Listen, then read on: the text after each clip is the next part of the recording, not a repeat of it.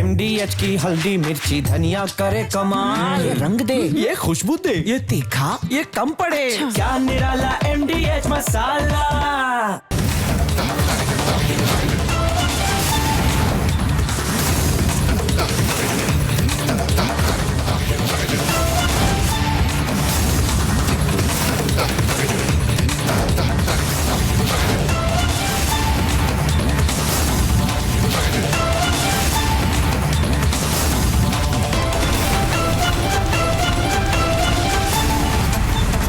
पूछता है भारत अर्नब के साथ को प्रेजेंटिंग MDH सुपर हींग जनक बैंक को powered by century HDF premium plus Meghdoot bank of Maharashtra.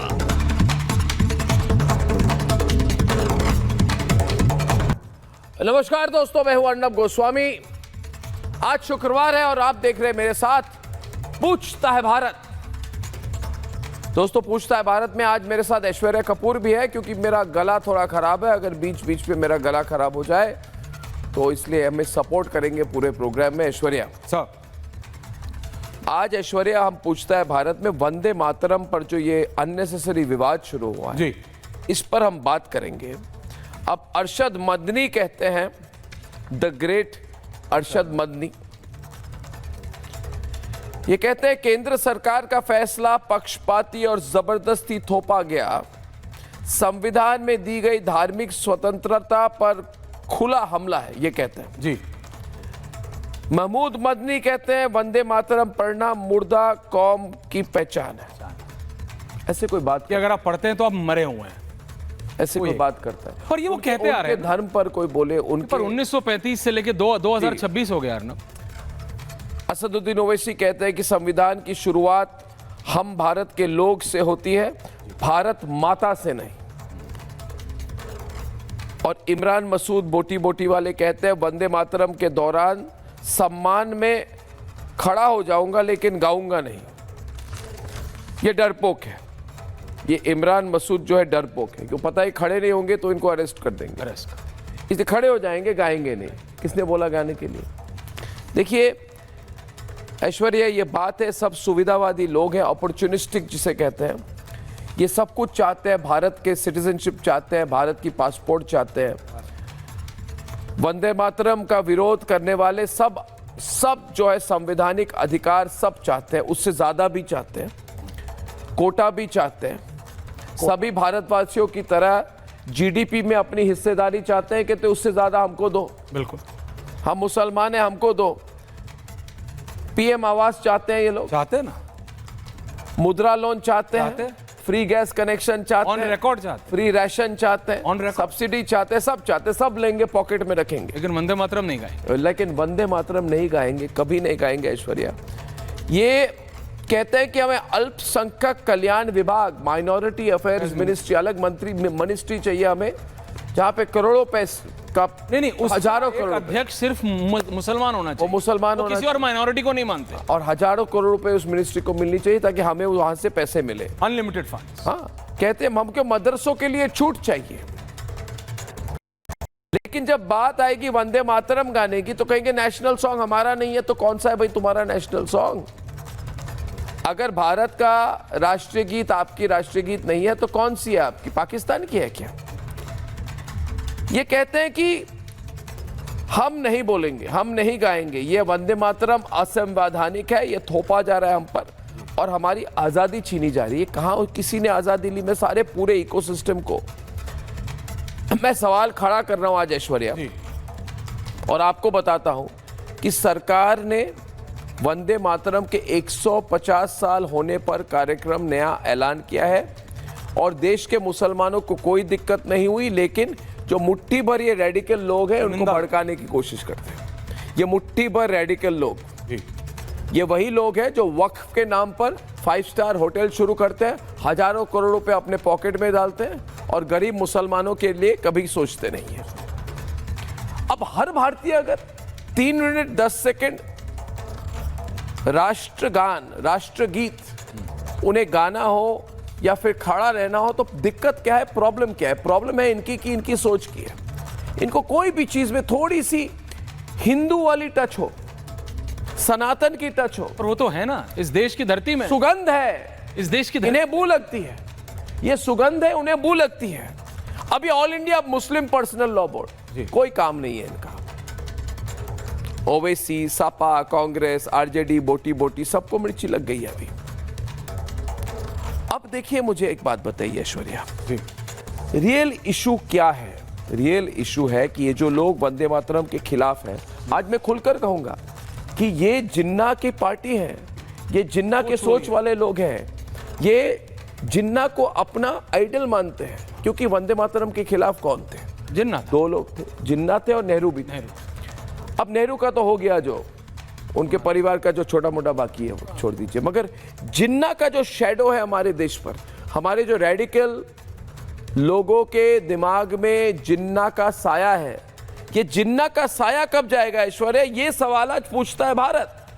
ये जिन्ना का साया कब जाएगा ऐश्वर्या? बिल्कुल। दिन रात हमें यह पूछना होगा, उन लोगों को डायरेक्टली पूछना होगा कि तुम वंदे मातरम के खिलाफ हो क्योंकि तुम जिन्ना के चापलूस हो, तुम जिन्ना के सोच वाले लोग हो, क्योंकि जिन्ना ने कांग्रेस को प्रेशर किया था मुस्लिम लीग के थ्रू कि वंदे मातरम एक्सेप्ट नहीं होगा।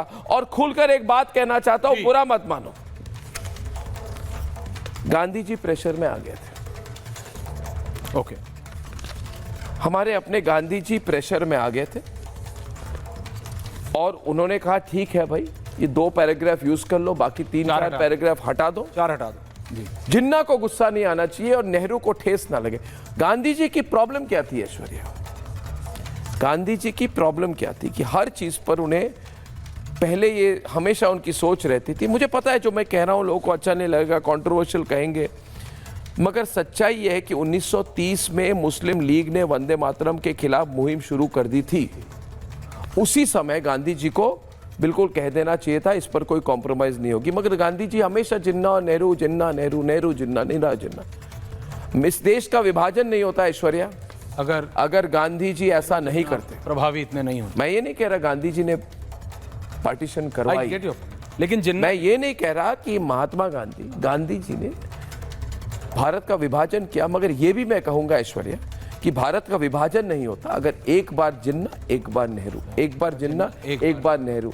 ये पिंग पोंग की तरफ गांधी जी जो हमेशा एक तरफ 2 तरफ में बैलेंसिंग कर रहे थे, ये बैलेंसिंग बहुत गलत थी। नेताजी कभी बैलेंसिंग नहीं करते थे। नेताजी सुभाष चंद्र नेताजी कभी बैलेंसिंग नहीं करते थे, गांधी जी करते थे जी। भगत सिंह ने कभी बैलेंसिंग नहीं की, मगर गांधी जी ने की। और मैं कभी बैलेंसिंग में विश्वास नहीं रखता, वो तो भारत जानता है। ये 9 अक्टूबर 1937 को कांग्रेस वर्किंग कमेटी की बैठक का एजेंडा या एजेंडा में लिखा था कि सीडब्ल्यूसी तय करे कि वंदे मातरम का क्या करना चाहिए।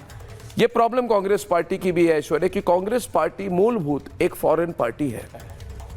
कांग्रेस पार्टी को किसने शुरू किया? भारतीयों ने शुरू नहीं किया, भारतीय आगे बाद में विदेशियों ने शुरू किया। ये ब्रिटिश ने शुरू की क्योंकि उनको लगा उनकी अपनी एक पार्टी होनी चाहिए। अब कौन होता है कांग्रेस पार्टी की डिसाइड करे आज कि वंदे मातरम हो ना हो? उसके बाद 15 अक्टूबर 1937 को लखनऊ में एक बैठक हुई। इस बैठक में जिन्ना ने, वही जिन्ना ने वंदे मातरम का विरोध करते हुए कहा इसमें मां दुर्गा और लक्ष्मी का जिक्र है, इसलिए मुसलमानों के भावना के खिलाफ है। बताइए। और उसके बाद 20 अक्टूबर 1937 में नेहरू जी ने नेताजी सुभाष चंद्र बोस को चिट्ठी लिखी और कहा कि मैंने वंदे मातरम गीत की जो पृष्ठभूमि पढ़ी है, मुझे लगता है कि पृष्ठभूमि मुसलमानों को भड़का सकती है। तो नेहरू जी क्या चाहते थे इस देश में, और नेहरू और जिन्ना ने ऐसी प्रेशर की गांधी जी के ऊपर कि गांधी जी भी मान गए। और उसके बाद 26 अक्टूबर 1937 को कोलकाता में सीडब्ल्यूसी की बैठक हुई जिसमें केवल 2 छंद का इस्तेमाल का फैसला हुआ। यही गलती है, 4 हटा दिए। और मैं आज पूछता है भारत में, आवाज मेरी थोड़ी जी बैठी हुई है मगर जज्बा वही है ऐश्वर्या। मैं ये कहना चाहता हूं ऐश्वर्या कि बहुत हो चुका, जिन्ना के चापलूसों को आज हमें डायरेक्टली उनसे बात करनी होगी। और जिन्ना के चापलूस है, दूसरे मीडिया में भी हैं भाई। नेहरू और जिन्ना के बहुत चापलूस है दूसरे मीडिया में। वो खुलकर ये बात नहीं कहेंगे। वो नहीं कहेंगे कि गांधी जी ने बैलेंसिंग की इसलिए प्रॉब्लम हुई। जिन्ना के फैंस गांधी जी की इतनी स्टैचर थी, वो चाहते तो उस समय कहते नेहरू जिन्ना बाहर निकल जाओ, चुप। कोई चेंज नहीं होगी, मगर वो प्रेशर में आ गया। और आज अगर सरकार ने पूरे वंदे मातरम को पूरे संपूर्ण 6 स्टैंजा Complete पूरे वंदे मातरम को अगर अपना लिया है और उसको वो पोजीशन दी है तो हमें मैंडेटरी सबको- कर दिया है। सबको स्वागत करना चाहिए। गवर्नमेंट जी आपको देखिए, सरकारी कार्यक्रमों में बोलना है। करीब 70-75 साल के बाद कांग्रेस और कुछ धर्म 37 के ठेकेदार जो है ना उसका विरोध कर रहे हैं। हमें उनका विरोध करना होगा। ये लोग आज इतने सालों के बाद भी उसी भाषा बोल रहे हैं, वही भाषा बोल रहे हैं जो 1935-37 में मोहम्मद अली जिन्ना और उनके पार्टी वालों ने किया था, जब उन्होंने वंदे मातरम जिन्ना का जिन का अभी भी अपोज है ना किया। इनके अंदर, इसीलिए और सबसे बड़ी बात दर्शकों ये बात है कि जिस जिन्ना ने देश का बंटवारा किया, जी जिस नेहरू ने देश का बंटवारा किया, जिसने लाखों, वही जिन्ना जिसने लाखों लाशों का सौदा कर अपने सपने का एक पाकिस्तान बनाया, उसकी बात हमारे देश में कई लोग आज भी बटर 77 साल बाद भी कर- एकदम बोरिंग हो गया है। और ये कांग्रेस वाले जिसने कुछ नहीं चोरा, सबकी चोरी कर ली, उनको सूट कर ये पार्टी ने सबकी चोरी कर ली। अरे महात्मा गांधी के सरनेम की चोरी कर ली उन्होंने। हाँ। गैंडी से गांधी बन गए, गैंडी था नाम, गांधी बन गए, जी गैंडी से गांधी बन गए नाम। और किसी के महात्मा गांधी के नाम की चोरी करने वाले लोग आज कौन होते वाले हैं? कहने के लिए कि समझो हम वंदे मातरम नहीं गाएंगे। अनिवार्य होगा ऐश्वर्य, अनिवार्य होना चाहिए, अनिवार्य। बिल्कुल। मैं चाहता हूं जो ना माने उनकी अरेस्ट करे सरकार। खड़ा होना पड़ेगा अटेंशन पोजीशन में। और कांग्रेस और उसकी जितने साथी सहयोगी पार्टी बोले कि क्रांतिकारियों ने फांसी पर चढ़ने से पहले वंदे मातरम गाया, क्रांतिकारियों ने फांसी में चढ़ने से पहले वंदे मातरम गाया था, कहे कि नहीं गाया था। रियलिटी है, ऐसे कौन जुटला सकता? ये कांग्रेस पार्टी बहुत प्रॉब्लम की है इन्होंने। आज इनका खुला मुकाबला रिपब्लिक भारत कर रही है। देखिए ऐश्वर्या जी, इधर उधर की बात मत करो। आज सीधी मेरा गला बैठा है, मैं भी बैठ के देखूंगा आप कैसे डिबेट करेंगे। दोस्तों, मैं हाथ जोड़ के आप सबसे विनती करता हूं, आप राष्ट्रवादी लोग हैं, अगर अर्नब गोस्वामी के प्रोग्राम को देख रहे हैं तो आप राष्ट्रवादी हैं, मैं जानता हूं। आज किसी को वंदे मातरम को और इंसल्ट करने नहीं दिया जाना चाहिए। ये 1937 की भारत नहीं है जहां पे मुस्लिम लीग ने अपने पॉलिटिकल एम्बिशन के लिए वंदे मातरम का विरोध किया। आज किसी को विरोध करने का अधिकार नहीं है। ये सवाल अकेला मैं नहीं, ऐश्वर्या नहीं, हमारे साथ पूछ रहा है सारा भारत।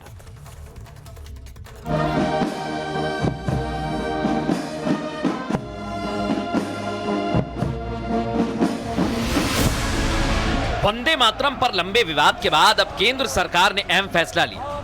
150 साल पूरे होने पर गृह मंत्रालय ने नया प्रोटोकॉल जारी किया, जिसके मुताबिक वंदे मातरम को राष्ट्रगान से पहले गाया जाएगा। सावधान की मुद्रा में खड़ा रहना होगा। 1937 में बाहर किए गए 4 छंद को शामिल किया जाएगा।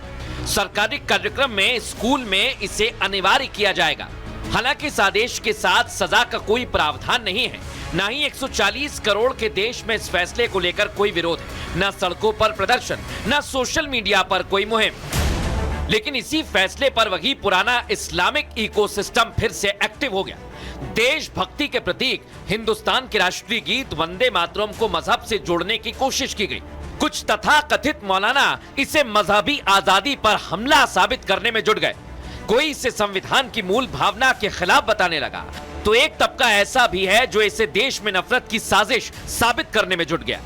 ये गैर आईनी है, यानी गैर कानूनी है। इससे लोगों के अंदर एक गम गुस्सा पैदा होगा। इसको किसी भी तरीके से नाफिज करने के ना हो नाफिज हो, इसके लिए जो कुछ भी कोशिश की जा सकती है वो की जाएगी। वंदे मातरम को लेकर मौलाना महमूद मदनी पहले ही कौम को जिंदा और मुर्दा के खांचे में बांट चुके हैं। अब अरशद मदनी कह रहे हैं हिंदुस्तान के मुसलमान पर सरकार राष्ट्रीय गीत जबरदस्ती थोप रही है। तो वही all India Muslim personal law board notification के खिलाफ सुप्रीम कोर्ट का दरवाजा खटखटाने का ऐलान कर चुका है। अखिलेश यादव, राहुल और ओवैसी भी वंदे मातरम के सम्मान को धर्म और संविधान के खिलाफ बता रहे हैं। जहाँ तक उनको गायन की बात है, शब्दावली की बात है, तो वो मेरे यहाँ बिल्कुल अल्लाह के अलावा किसी को सजदा जायज नहीं है। सबका अपना अपना धर्म है, लोग अपने धर्म पे चलते हैं। चलो चलते हैं, मिलकर सरहद पर जान देते हैं।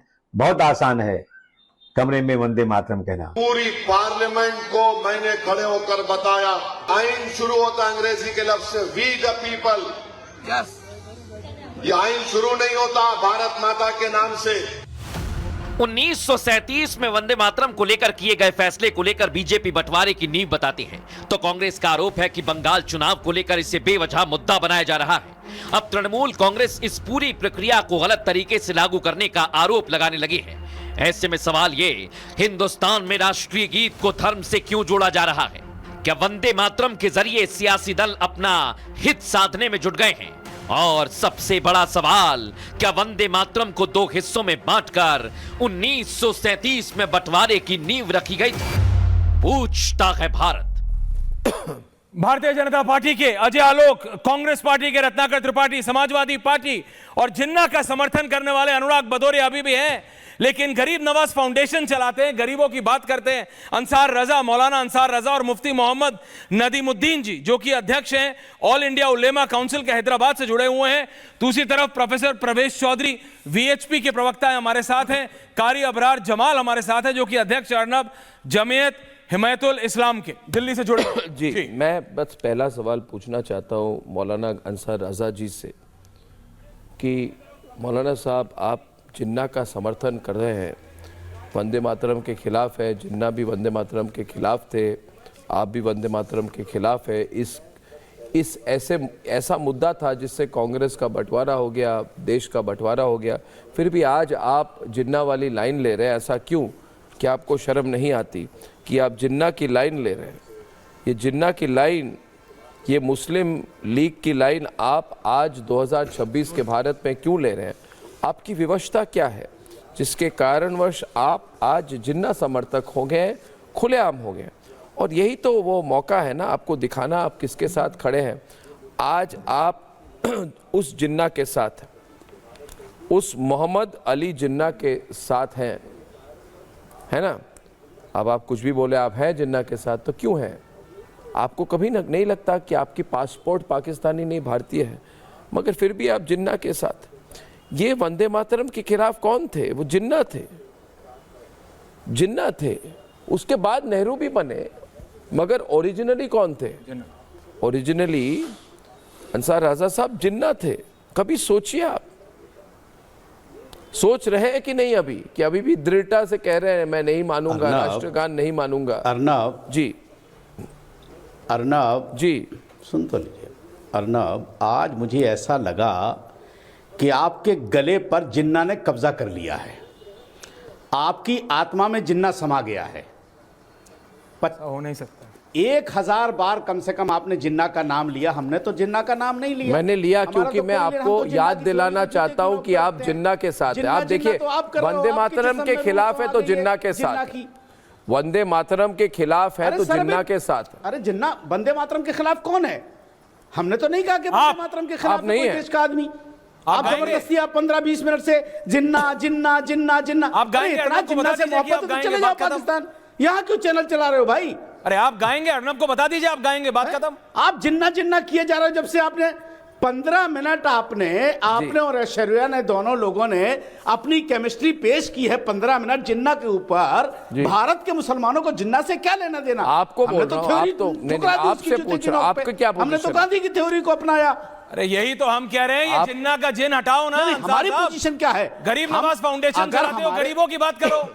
अरे सुनिए, जिन्ना, अरे ये जिन्ना का जिन हटाओ, बोलो ना। ऑन है, गरीबों की भी बात प्रूव मी रॉन्ग। अरे यू बात प्रूव मी रॉन्ग। अरे अंसार साहब, मेरे को गलत साबित करो, मेरे को गलत साबित करो। बोलो जब हमने कि ऐश्वर्या में गाऊंगा, बोलो कि अर्नब जी में गाऊंगा। थ्योरी हटा दी थी। अंसार साहब बोलो, बात खत्म करो। जब पाकिस्तान, बोलो मैं गाऊंगा, खड़े होके गाऊंगा। को साथ में गाते हैं आप और मैं, गाओ। को लात मार के निकाला था, जब लात मार के धक्का दिया था सरहद के पार ना, तभी हमने जिन्ना की थ्योरी को ठुकरा दिया था सर। नहीं, आपसे मेरा सवाल है, रजा साहब, एक मिनट। रजा साहब, हमारे साथ आज विश्व हिंदू परिषद के प्रवक्ता प्रवेश चौधरी है और अजय आलोक भी है। देखिए, इधर उधर की बात मत करिए, ये मेरा प्रोग्राम है, इस प्रोग्राम का नाम है पूछता है भारत।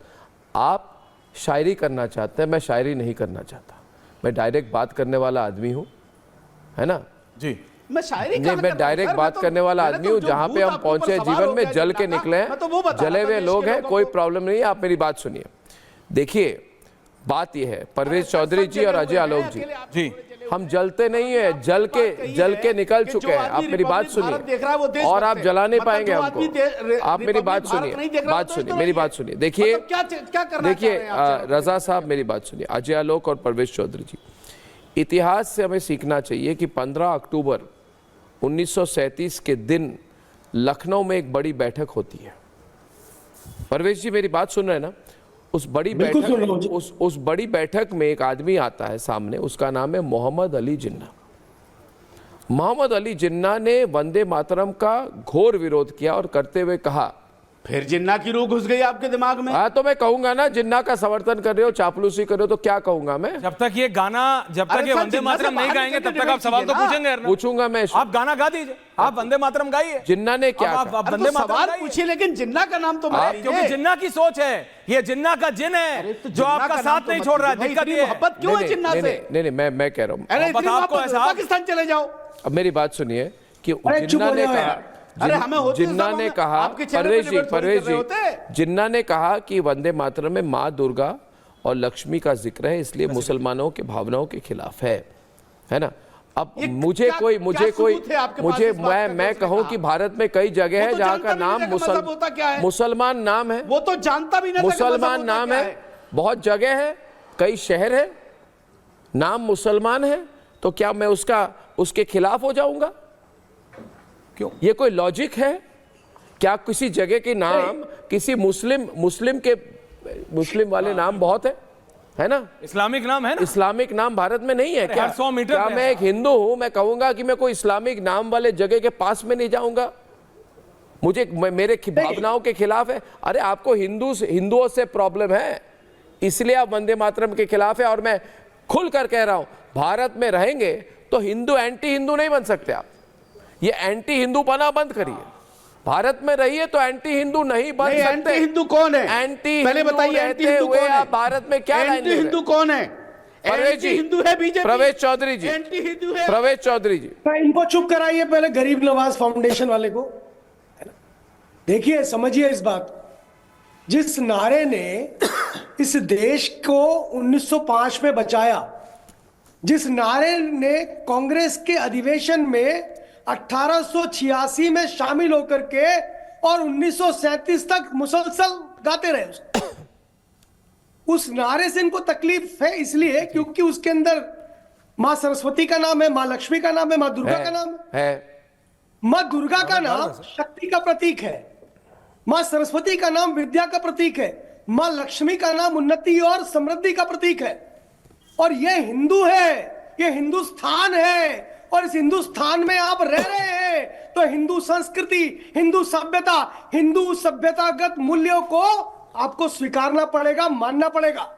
आपका मजहब अलग हो सकता है, ये धर्म नहीं है आपका मजहब अलग हो सकता है, आप पूजा पद्धति आपकी अलग हो सकती है, लेकिन वो जैना भाई पुंज का लड़का था। कौन? जिन्ना के बाप का नाम था जैना भाई पुंज, मछली का व्यापारी था, हिंदू था। और उस जिन्ना को, जिसको तुम अपना बाप मानते हो, सुअर का मांस खाता था, शराब पीता था, अपने गुरु की लड़की को भगा कर ले गया, जिसने उसको अपने यहां नौकर काम पे रखा वकालत के लिए। ऐसा कैरेक्टर लेस आदमी, वो जिन्ना आपका प्रवर्तक हो सकता है क्या? और उस जिन्ना ने, जिसने पाकिस्तान बनाया, उस पाकिस्तान में उसकी क्या दुर्गति हुई, ये इतिहास में देखिए। क्या उसकी कितनी बात मानी? वो एक उसको जोगिंदर नाथ मंडल को अपने साथ जिन्ना लेकर गया था ना, जोगिंदर नाथ मंडल को जिन्ना के मरने के बाद जूतों चप्पलों से मारकर भारत भगा दिया गया। ये है आपकी असलियत, ये है आपकी कट्टरता। आपको वंदे मातरम से तकलीफ हो रही है, जिस वंदे मातरम का विरोध अंग्रेज करते थे, अंग्रेज डरते थे। क्या आप अंग्रेजों की संतान होने का दम भरने लगे हैं क्या आज? है, आपको शर्म आनी चाहिए। शर्म आनी चाहिए आज। इस देश को कनेक्ट किया, दूसरों को दिखाया, अनुराग को दिखाया, दूसरों को दिखाया, गाने ने इस देश को जोड़ा और सब इसके साथ लगे। जिन्होंने नहीं माना वो भाग गए ना पाकिस्तान में, जिन्होंने नहीं माना वो पाकिस्तान भागे और पाकिस्तान में कटोरा लेकर घूम रहे दुनिया के आगे कि लाओ कुछ पैसा दे दो तो हमारा पेट पल जाए। उस पाकिस्तान में भागे ना वो लोग जो वंदे मातरम का विरोध कर रहे थे, जो इस हिंदुत्व संस्कृति का विरोध कर रहे थे। ओके। अरे भैया, ये भारत यदि शरीर है तो उस शरीर का नाम हिंदू है, और जो इसमें आत्मा है ना, प्राण है, वो हिंदुत्व है, वो हमारी संस्कृति है, वो हमारी पहचान है। ये मैं नहीं कह रहा, ये आपके ही एक चीफ जस्टिस रहे भारत के, वो अरब में मक्का गए, मक्का में उनकी पहचान हिंदू के रूप में बताई गई। वो भले ही मक्का में हज करने गए थे, लेकिन उनकी पहचान हिंदू थी। ये पहचान है। मैं डिबेट में कारी अबराल जमाल है, ये प्रेसिडेंट है जमियत हिमायतुल इस्लाम के, और मुफ्ती मोहम्मद नदीमुद्दीन है जो ऑल इंडिया उलेमा काउंसिल के प्रेसिडेंट हैं हैदराबाद से। देखिए, मैं आप सब लोग का बहुत इज्जत करता हूँ, मगर मुझे जो 5वीं पैराग्राफ है वंदे मातरम की, मैं जानना चाहता हूँ आपको प्रॉब्लम क्या है इससे, जिसमें ये कहा गया है, जरा ध्यान से सुने, कि तुम ही 10 अस्त्र धारण की हुई दुर्गा हो, तुम ही कमल पर आसीन लक्ष्मी हो, तुम वाणी एवं विद्या देने वाली सरस्वती हो, तुम्हें प्रणाम है, तुम्हें प्रणाम है, तुम्हें प्रणाम है। तुम धन देने वाली हो, तुम अति पवित्र हो, तुम्हारी कोई तुलना नहीं की जा सकती, तुम जल देने वाली हो, तुम फूल देने वाली हो, माँ तुम्हें मेरा प्रणाम है, वंदे मातरम, वंदे मातरम, वंदे मातरम। इससे सिर्फ जिन्ना को प्रॉब्लम हो सकती है, या जिन्ना वाले सोच वाले जितने लोग हैं ना, रेडिकलाइज लोग हैं, गजवाई हिंद वाले सोच वाले लोग हैं, उन्हें हो सकती है। कारी अबराल जमाल जी, आपका क्या कहना है? क्या वंदे मातरम से कोई आपत्ति है आपको? बिस्मिल्लाहिर्रहमानिर्रहीम। इन्नमल अमालु बिन्नियात। अमल का दारो मदार नियत पर है। वंदना का मतलब ताज़ीम है, वंदना का मतलब अपने देश की तारीफ़ है, वंदना का मतलब अपने देश का एहतराम है, वंदना का मतलब अपने देश का सम्मान है। और पूरे इस्लाम में, पूरी कुरान में, पूरे दीन में कहीं नहीं लिखा है कि आप अपने मज़हब का सम्मान मत करें, आप अपने देश का सम्मान नहीं कर सकते, या आप अपने देश की ताज़ीम नहीं कर सकते। इस्लाम ने किसी इंसान के ऊपर ये पाबंदी नहीं लगाई कि आप अपने देश को सर्वोपरि ना माने। लेकिन कुछ कट्टरपंथी लोग, जैसा कि आपने कहा, कुछ कट्टरपंथी लोग आज भी मोहम्मद अली जिन्ना की सोच को आगे बढ़ाना चाहते हैं, जबकि देश उस सोच को ठुकरा चुका। लेकिन कुछ लोग आज भी तुष्टीकरण की सियासत करके उसको बढ़ावा दे रहे हैं। जो लोग वंदे मातरम का विरोध कर रहे हैं, या जिन लोगों का तर्क ये है कि इसमें दुर्गा माँ की आराधना है, शक्ति माँ की आराधना है, मैं उन तमाम लोगों से कहना चाहूँगा कि दुर्गा माँ की तुलना वंदे मातरम में भारत की मिट्टी से की गई है, भारत माँ से की गई है। इसलिए भारत माँ की ताज़ीम करना नाजायज़ नहीं हो सकता, भारत माँ का एहतराम करना जायज़ नहीं हो सकता, चूँकि देश हमें देता है सब कुछ, हम भी कुछ देना सीखे। और जो लोग इसका विरोध कर रहे हैं, मैं उन तमाम लोगों से कहना चाहूँगा कि ऐसी बहुत सारी चीज़ें हैं जिनकी इस्लाम इजाज़त नहीं देता, लेकिन अपने मफाद के लिए फिर भी आप उनको अपनाते हो। मसलन मिसाल के तौर पे इस्लाम में तो तस्वीर खिंचवाना भी हराम, तस्वीर खींचना भी हराम, टीवी पर बैठना भी हराम, टीवी देखना भी हराम, लेकिन सब लोग सब काम कर रहे हैं। कौन किसके ऊपर पाबंदी लगा रहा है? पाबंदी आप लोग वहाँ लगाते हैं जहाँ आपको अपना मफाद नज़र आता है, जहाँ आपको तुष्टीकरण नज़र आता है। तो खुदा के वास्ते ऐसा मत कीजिए। इस इस्लाम को, इस कुरान को, इस दीन को इतना कट्टर बनाकर मत पेश कीजिए कि लोग इस्लाम के नाम से बच जाएं, लोग इस्लाम के नाम से दूर भागें। मेरा इस्लाम इतना कट्टर नहीं है, मेरा कुरान इतना कट्टर नहीं है। मेरे इस्लाम ने, मेरे कुरान ने अपनी जान से ज्यादा अपने देश से मोहब्बत करना सिखाया है। वाह! मैं आपको आपने जिस तरीके से बात की अबरार साहब, अगर हर मुसलमान नेता ऐसे बात करे तो देश ही बदल जाए। हमें राष्ट्रहित में बात समझनी होगी। देखिए मोहम्मद नदीमुद्दीन जी, मुफ्ती साहब, मैं आपके खिलाफ नहीं हूँ, मैं मुसलमानों के खिलाफ कभी नहीं हूँ, मगर उस सोच के खिलाफ हूं जो मुस्लिम लीग ने दिखाई थी और जिसके कारण हमारा देश का बंटवारा हो चुका है 1947 में। क्या आप आज 2026 में चाहते हैं देश का और एक बंटवारा हो? क्या आप कहेंगे मुझे आज कि अर्नब मैं इतिहास से नहीं सीखूंगा, मैं अपने आंखों पे पट्टी लगा लूंगा अर्नब, और फिर मैं कहूंगा आपको नदीमुद्दीन जी आप क्या बात कर रहे हैं? देश का विभाजन जिस कारणवश हुआ उसी कारण में आप मुस्लिम लीग वाली लाइन ले रहे हैं।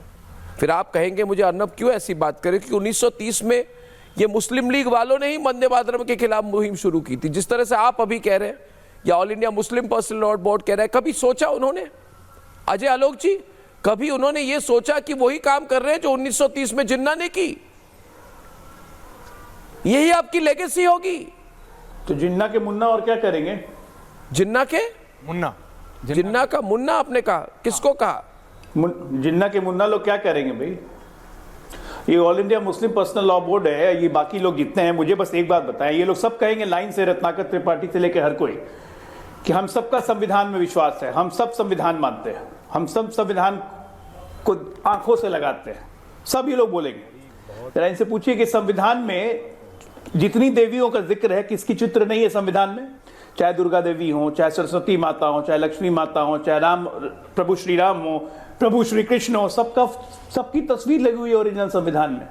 क्या आपको लगता है कि कोई इनको भड़का रहा है, कोई इनको भड़का रहा है? जैसे क्या आपको लग रहा है अजय आलोक जी? हाँ बिल्कुल। आपको लग रहा है कि जैसे अंसार राजा जी को या नदीमुद्दीन जी को कोई भड़का रहा है ये सब करने के लिए? नदीमुद्दीन जी आपको कुछ कहना है, कोई भड़का रहे हैं आपको? ये लोग खुद भड़काने क्या आपको नहीं लग रहा है कि आप जिन्ना वाली लाइन ले रहे हैं? सुनिए देखिए, जिन्ना को देश का मुसलमान अपने जूतियों के बराबर भी नहीं समझता। एक बात, जिन्ना रोड का नाम अभी तक बदल नहीं सके। जिन्ना की तस्वीर लगी अलीगढ़ मुस्लिम यूनिवर्सिटी से, पूछता है अर्नब को शर्म नहीं आ रही कि जिन्ना की फोटो नहीं निकलवा सके? अर्नब को शर्म नहीं आ रही है कि जिन्ना के खबर पर कौन गया था उसकी आज निंदा अर्नब नहीं कर पा रहे?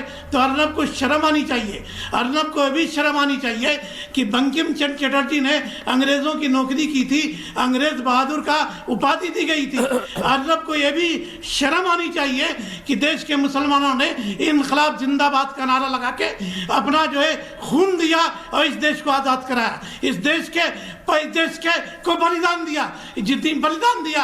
अर्नब को यह भी शर्म आनी चाहिए कि कोई मुसलमान वंदे मातरम के विरोध में नहीं है। जिन्ना 1930 में यही मौलाना अबुल कलाम आजाद जो देश के बंटवारे के खिलाफ थे, उन्होंने कहा था कि कुछ पंक्तियों पर हमको एतराज है, हम किसी जमीन की इबादत नहीं करते। एक मिनट, नदीमुद्दीन जी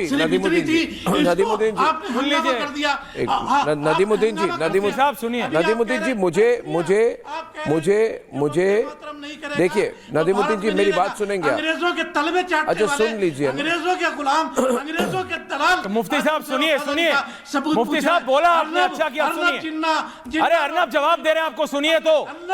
अर्नब शर्म, अरे मुफ्ती साहब सुनिए तो, ये वन वे कम्युनिकेशन कैसे होता है? भारत में क्यों है? अच्छा ठीक है, आपने अपने मन की भड़ास निकाल ली, अब सुनिए। क्यों है भारत में? अरे आपकी भड़ास निकल गई मुफ्ती साहब, अब सुनिए ना। यूनिवर्सिटी से मुफ्ती साहब सुन तो लीजिए, क्यों नहीं निकाली गई? मुफ्ती साहब सुन तो लीजिए। हाँ सुनिए, मैं पूछता हूँ, जवाब लीजिए। मेरे लिए अरे इतना मत पूछिए, अभी रिलैक्स कीजिए, जवाब लीजिए। होना ये मेरा ईमान है, वतन पर कुर्बान होने के लिए इस्लाम तालीम देता है। मेरे वतन पर मैं मर जाऊंगा, मिट जाऊंगा, बलिदान दूंगा, कुर्बानी दूंगा, मेरे लिए वतन सर्वोपरि है। देखिए और जिन्ना की तस्वीर आप हो गया आपका, नदीमुद्दीन जी हो गई आपकी भड़ास निकल गई? भड़ास निकल गई और भड़ास निकालनी है, बता दीजिए। भड़ास निकल गई?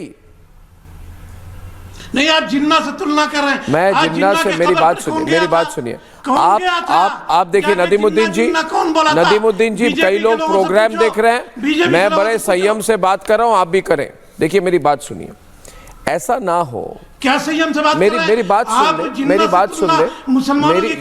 सुन ले, हमको देश की रियलिटी समझनी होगी। हमको देश की रियलिटी हमारे देश में देखिए, देश की रियलिटी समझनी होगी। जब बंटवारा हुआ जिन हिंदुओं को इधर आना था, जिन मुसलमानों को वहां जाना था। हमको नहीं मालूम है। सुन लीजिए ना बात, क्यों डिस्टर्ब कर रहे हैं? मैं कुछ कह रहा हूं आपको नदीमुद्दीन जी, मैं आपकी रिस्पेक्ट कर रहा हूं। आप कह रहे हैं देश के वफादार है तो आपकी रिस्पेक्ट कर रहा हूं। मेरी बात सुनिए, 3 बातें कहूंगा, गला खराब है मगर मेरी बात सुनिए। अरे चिल्लाइए मत ना नदीमुद्दीन जी। अरे नदीमुद्दीन जी क्यों चिल्ला रहे हैं? ऊंची आवाज में मैं भी बोल सकता हूं। मैं ज्यादा ऊंची आवाज में बोल दूं तो आप सुन नहीं पाएंगे, आपके कान खराब हो जाएंगे। मगर मेरी बात सुन ले। अजय आलोक ने कहा जिन्ना का मुन्ना वाला लाइन मेरा नहीं था। जिन्ना के मुन्ना वाला लाइन, जिन्ना के मुन्ना वाला लाइन ये अजय आलोक जी का था। पहली बात यह है कि मैंने अलीगढ़ मुस्लिम यूनिवर्सिटी में जिन्ना की तस्वीर नहीं लगवाई। पहली बात है ना, शर्म आती है मुझे कि आज अलीगढ़ मुस्लिम यूनिवर्सिटी में अगर ऐसा है तो ये जिम्मेदारी हमारे सरकार की है। और मैं मोदी सरकार से रिक्वेस्ट करूंगा, हमारी बात कोई नहीं, हम छोटे लोग हैं, मैं कहूंगा, मैं तो रिक्वेस्ट करूंगा कि अगर जिन्ना की तस्वीर है उसे हटा दीजिए, उसे जला दीजिए, जिन्ना के सामने उसे हटा दीजिए, उसे जला दीजिए। भाई मैं स्ट्रेट बात कहूंगा। दूसरी बात, आप अगर वंदे मातरम को नहीं मानेंगे तो आपकी स्थिति ना इधर की उधर की होगी, ना आप घर के होंगे ना घाट के होंगे। और दूसरी बात, ये जिन्ना जो है ना, ये ब्रेकफास्ट लंच और डिनर में, सुन लीजिए बात, सुन लीजिए मेरी बात, ये जिन्ना कोई आइडियल मुस्लिम नहीं था, जिन्ना कोई आइडियल मुसलमान नहीं था, जिन्ना कोई आइडियल मुसलमान नहीं था। ये विदेशी शराब और विदेशी सिगरेट पे ब्रेकफास्ट लंच और डिनर करता था, इसलिए मर गया। उसकी सेहत खराब क्यों हुई? क्योंकि वो सुबह शाम विदेशी शराब विदेशी सिगरेट में उसकी जान गई। तो इसके ज्यादा समर्थन मत कीजिए, बुरा लग रहा है, खटक रहा है, सही बात है। अरे हम नहीं, आप समर्थन कर। मैं कह रहा हूं कि अभी वो छोड़ दीजिए ना, मैंने कह दिया। अभी देखिए, भारत में एंटी हिंदू लाइन मत लीजिए, आप एंटी हिंदू लाइन भारत में नहीं ले सकते। कोई नहीं लेता है एंटी हिंदू, आप ले रहे हैं ना। आप कह रहे हैं कि दुर्गा माँ, सरस्वती इनकी अजय आलोक, हमने तो क्या कहा कि जिन्ना कोई इस्लामी आदमी थोड़ी था।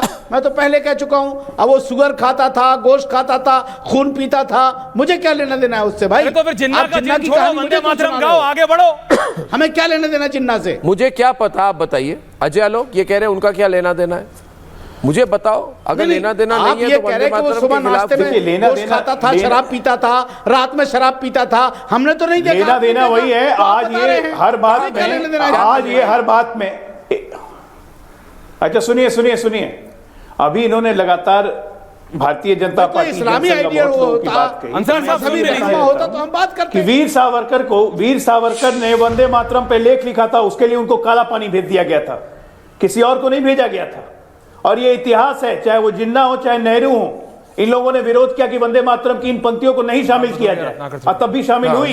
भारतीय संविधान सभा का हिस्सा बना वंदे मातरम। आप बताइए, जितने यहाँ पे आप लोग मौलाना लोग सब कोई बैठे हुए जिनको आपत्ति है, ये कैसे हो जाएगा कि 2 लाइन गाने में आपत्ति नहीं है, पूरी 6 लाइन गाने में आपत्ति है? मैंने कल भी आपको कहा था मौलाना अंसार रजा साहब कि फल का छिलका खाने में दिक्कत नहीं है, फल खाने में दिक्कत है। ये डुप्लीकेसी है ना। इस्लाम कब सिखाता है कि अपने राष्ट्रगीत, अपने राष्ट्रगान, अपने राष्ट्र सम्मान में खड़ा मत रहो? आप सुनिए, इस्लाम तो यही सिखाता है ना कि देश के लिए मर मिटो। अब मेरी बात सुनिए। और आप बाई चॉइस यहाँ इंडिया में हैं। मुझे कोई कहे कि आपका, अजय आलोक, और एक बात है अजय, एक और बात है, मुझे कोई सवाल पूछे कि आपका धर्म पहले आता है कि आपका राष्ट्र, तो मैं कहूंगा मेरा राष्ट्र पहले आता है। आज मैं चाहता हूं कि नदीमुद्दीन जी कहे मेरा राष्ट्र पहले आता है, इस्लाम बाद में, कहे मुझे, मैं कहूंगा मैं पहले भारतीय हूं फिर हिंदू हूं। आप बोलिए मैं पहले भारतीय हूं फिर मुसलमान हूं, बोलिए बोलिए ना प्लीज, इतनी कष्ट क्यों हो रही है? अभी पानी पिएंगे, नदीमुद्दीन जी कहेंगे आवाज नहीं आ रही। मैं भारतीय मुसलमान है अर्नब, मैं भी भारतीय हिंदू हूं, मगर पहले भारतीय हिंदू ही है। हाँ, आप नहीं कहेंगे मुसलमान है। हम भारतीय हिंदू, मैं भी हूं, मगर पहले क्या है, भारतीय हिंदू ही है पहले। अगर आपके अंदर हिम्मत अभी कॉम्प्लिकेट करेंगे आप लोगों को बुलाओ जो हिंदू राष्ट्र की मांग कर रहे हैं। हिंदू है जो कह रहा है पूछो मैं पहले भारतीय हूं फिर हिंदू, पहले के हिंदू पहले। ये हिंदू है जो कह रहा है पहले भारतीय हूं फिर हिंदू हूं। सुनिए, छाती ठोक के मैं कह रहा हूं, पहले भारतीय हूं फिर हिंदू। अरे तो उनको भी तो बुलाओ जो हिंदू बोलिए ना, मांग कर रहे हैं। पहले भारतीय हूं फिर मुसलमान हूं। आंख में आप डाल के अगर हिम्मत है तो डायरेक्ट बात, हिम्मत की बात मत करिए मुझे। अर्नब गोस्वामी को हिम्मत मत सिखाइए। जो लोग हिंदू राष्ट्र की मांग कर रहे हैं, हिम्मत है तो बिठा करके पूछो उनसे कि संविधान पहले कि सनातन पहले। हमारे राष्ट्र में हिंदू है, आपको तकलीफ है? 100 करोड़ हिंदू है हमारे देश में। हिंदू राष्ट्र वाले से नहीं पूछ सकते आप? हिम्मत कल 125 हिंदू हो जाएंगे, 125 करोड़ हिंदू हो जाएंगे, आपको तकलीफ है? अनुराग आ रहे हैं, अनुराग के पास जाइए, अनुराग के पास जाइए, अनुराग जी बोलिए, लाइए आप उनको। सर लाइव है, मैं जा रहा हूँ। नहीं मत जाइए, ऐश्वर्या उनको लाइए। इतना जल्दी जाने का मेरा लाइव है। छोड़िए अभी, बोलिए अनुराग जी, बताइए। अर्नब पूछ रहे हैं लाइव है भाई, क्यों नहीं गाएंगे आप वंदे मातरम? देखिए मुझे तो हाँ मैं वही बता रहा हूँ। देखिए कमाल की बात है, मुझे लगता है जिन्ना का जिन अर्नब के गले में घुस गया और आलोक अजय के दिमाग में चला गया। यहाँ देश में चर्चा क्या हो रही है भाई? वंदे मातरम तो देश की आज़ादी से गाना गाया जा रहा है। वंदे मातरम गा गा के लोग शहीद हो गए जिनमें इनका कोई योगदान नहीं। अब कह रहे वंदे मातरम नहीं कोई बोलेगा, सब तो वंदे मातरम बोलते हैं। आपकी योगदान है? चाहते वंदे मातरम को, आपकी योगदान है? नहीं एक मिनट, 2 छंद को जो वंदे मातरम पास किया गया था, 1 मिनट 2 मिनट दे। यहाँ पे जो छंद 2 पास किए, अरे आपके एमपी ने कहा कि वंदे मातरम नहीं गाएंगे। सुभाष चंद्र बोस थे, आचार्य नरेंद्र देव थे, तो आप क्या सुभाष चंद्र बोस को आपके एमपी ने कहा लोकसभा के बाहर? और यहाँ पे रविन्द्रनाथ टैगोर ने जिस छंद को पास किया था कि ये वंदे मातरम, और अखिलेश चुप है, अभी तक जवाब नहीं आया है। टैगोर का अपमान नहीं है ये? आप अपमान कर रहे हो, आप हमारे महापुरुषों का अपमान करना चाहते हो। कल तो आप महापुरुष है, भगवान नहीं है। जब महापुरुषों का सम्मान, महापुरुष है, भगवान नहीं है। अरे भाई मैं कह रहा हूँ महापुरुष है, भगवान नहीं है। अच्छा नरेंद्र देव का सम्मान नहीं होगा, अब्दुल कलाम आजाद साहब का सम्मान नहीं होगा, तो इसके मतलब आप संविधान सारे जिन्ना के प्रेशर में आगे होंगे। आप माहौल बनाना चाह रहे हो। आप नहीं चाहते इस देश के अंदर में हर व्यक्ति क्या माहौल बनाना चाहता हूं मैं कि हमें वंदे मातरम से दिक्कत नहीं, लेकिन आप कह रहे नहीं है। वो कह रहा है जिन्ना मर गया चला गया, नहीं है जिन्ना बाहर। आप जिन्ना में जाओ, वहां फूलमाला चढ़ाओ। आप तो आपके एमपी क्यों बोल रहे हैं कि वंदे मातरम नहीं गाएंगे? जिन्ना है। कांग्रेस के एमपी क्यों बोल रहे हैं वंदे मातरम नहीं गाएंगे? सारे हिंदुस्तानी साथी कह रहे नहीं जिन्ना नहीं है यहाँ, जिन्ना चला गया पाकिस्तान में, लेकिन ये करनी है जिन्ना है। कहाँ है भैया? गले में है क्या या उनके दिमाग में है जिन्ना? और तो नहीं है हिंदुस्तान में जिन्ना कहीं। माने कमाल की भारतीय जनता पार्टी की राजनीति हो गई। मतलब देश के ब्रेकिंग न्यूज दीजिए ना। आप कह रहे समाजवादी पार्टी वंदे मातरम उनको नहीं मानेगी। आप कह रहे हैं कि आपके नेता, आप कह रहे हैं आपके नेता खड़े नहीं होंगे, आपके नेता नहीं मानेंगे। जिन्ना लाओ, कहीं से लाओ जिन्ना, लाओ जिन्ना का जिन्ना। क्यों ड्रामा कर रहे हो भाई? यहाँ पे चूंकि हमें राजनीति करनी क्यों ड्रामा कर रहे हो? इतना ड्रामा क्यों कर रहे हो? पागल है, इसको हमेशा मैं बोलता हूँ। श्री राम सेंटर में शुरू करना जिन्ना करे जा रहे हैं भाई। कौन है जिन्ना? कहाँ का जिन्ना? एक मिनट, रत्नाकर त्रिपाठी जी, रत्नाकर त्रिपाठी जी, कमाल है भाई। और बताइए, ये बंद हो जाए 2 मिनट। ये रत्नाकर जी नहीं पूछता। कोई राष्ट्रगान के पहले अगर राष्ट्रगीत बजाया जाए अनुराग जी कंट्रोल, हमारे महापुरुषों ने बनाया है। 1 मिनट चेंज कीजिए। उनका अपमान, अगर 3 मिनट 10 सेकंड के लिए आपको रिस्पेक्ट दिखाना पड़े और जरूरत पड़ने पर, है ना, वंदे मातरम के दौरान सावधान मुद्रा में आपको खड़ा रहना हो, यानी कि राहुल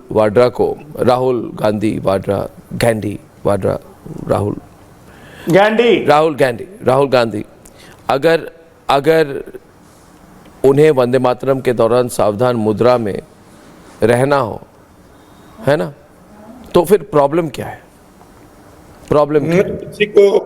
किसी को कोई प्रॉब्लम नहीं है, सभी प्रॉब्लम नहीं है। बहुत से मंदबुद्धि लोग जो है राहुल गांधी को गांधी बोलते हैं। क्या करिएगा, गांधी जी चले गए, उन्हीं के समय में उन्होंने गांधी लगाया। एक्चुअली मंदबुद्धि वाले ही गांधी बोलते हैं। अजय आलोक बीच में मत बोले, और अजय आलोक अगर बोलेंगे अर्नब जी तो फिर उन्हीं को बोलने जी। बोलो। हाँ बोलिए ना, आप बोलिए। तो जो भाजपा के मुन्ना जो जिन्ना के नाम का गन्ना चूस रहे थे, वो उसके संस्थापक सदस्य लालकृष्ण आडवाणी थे।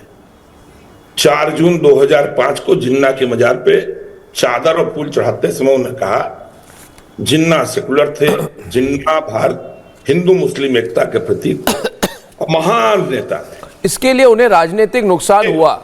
उन्हें राजनीतिक नुकसान लालकृष्ण आडवाणी को हुआ। एकदम सुनिए, हुआ। आप क्लास टीचर की हैसियत हुआ कि नहीं हुआ? उसकी आलोचना हुई कि नहीं हुई? आडवाणी जी ने जो किया उसकी आलोचना हुई कि नहीं बीजेपी के अंदर? आपसे पहले आप मुझे बोलने देंगे? अरे बोलने तो दे रहा हूं ना, मगर अगर इतिहास आपसे ज्यादा थोड़ा जानता हूं, आपको प्रॉब्लम क्या हो जाती है इतनी आपकी, मतलब मैं चुप हो जाता हूं, आप बोल लीजिए। इतिहास जानता हूं मैं। नहीं तो चुप रहिए ना। इतिहास जानता हूं ना, चुप क्यों रहूं मैं? आप कुछ गलत बोलेंगे मैं तो आपको करेक्ट करूंगा। प्रोग्राम आप बोल लीजिए। नहीं आप बोल लीजिए। हाँ तो बीच में मत बोलिएगा, क्योंकि आज ये आप देखना चाहते हैं। क्योंकि मुझे लगता है ना कि मेरे साथ इंसल्ट हुई ना, मेरे को किसी ने मेरे इतिहास से मुझे दूर कर दिया है। सिर्फ दो छंद आपने, आप कौन होते हैं ये कहने के लिए कि वंदे मातरम के दो छंद का इस्तेमाल होगा? क्यों? कौन होता है वो जिन्ना? कौन है वो जिन्ना जो कहता है कि दो छंद का इस्तेमाल करो और रत्नाकर त्रिपाठी आके बोलते हैं? क्या अर्नब गोस्वामी गलत कह रहा है? आप बोल लीजिए, आप बोलिए सर।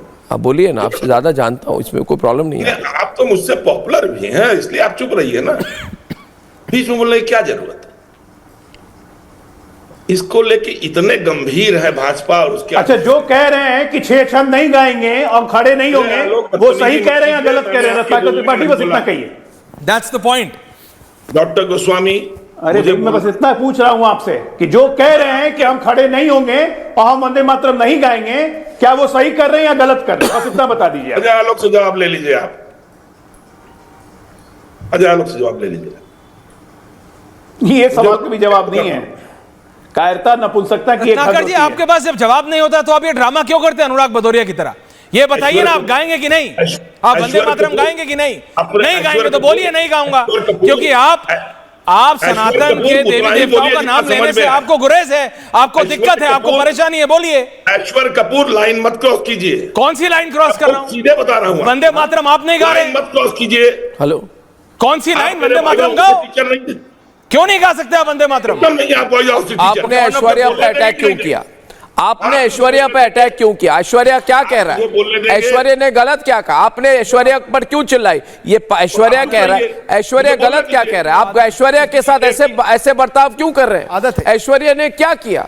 ऐश्वर्या के पीछे क्यों पड़े? क्योंकि ऐश्वर्या ने कहा परवेज जी की परेड में तिरंगा फहराते समय राष्ट्रपति के पहुंचने पर, राष्ट्रपति के संबोधन के पहले और बाद राज्यपाल के समारोह में, सिविलियन अवार्ड समारोह में बजाया जाएगा। ऐश्वर्या कपूर कहता है अच्छी बात है परवेज, खड़े होके करना गाना। आज जिन्ना का समर्थन करेंगे तो ये फैशनेबल है, हाँ? और रेवंत रेड्डी कहेंगे कि मेरा नाम बदल दो, मैं रेवंतुद्दीन बनना चाहता हूं, तो बोलेंगे बहुत बढ़िया, बहुत बढ़िया। उनके पार्टी के लोग कहेंगे रेवंत रेड्डी का नाम रेवंतुद्दीन बना दो। अगर मुझे नहीं बोलना है तो मैं चला जाऊं। नहीं है, ऐसा नहीं है। अगर बोलने देना तो चुप रहिए। परवेज जी, प्रवेश चौधरी जी, देश के लिए प्रवेश चौधरी जी, आप अपनी बात पहले सुनिए। उनको एक मजहब की राजनीति करनी है, वोट बैंक के लिए करनी है, क्योंकि उस वोट बैंक की राजनीति करके सत्ता में आए और सत्ता में आकर के फिर भ्रष्टाचार करें। आपने देखा है पुरानी सरकारों में क्या हुआ, ठीक है?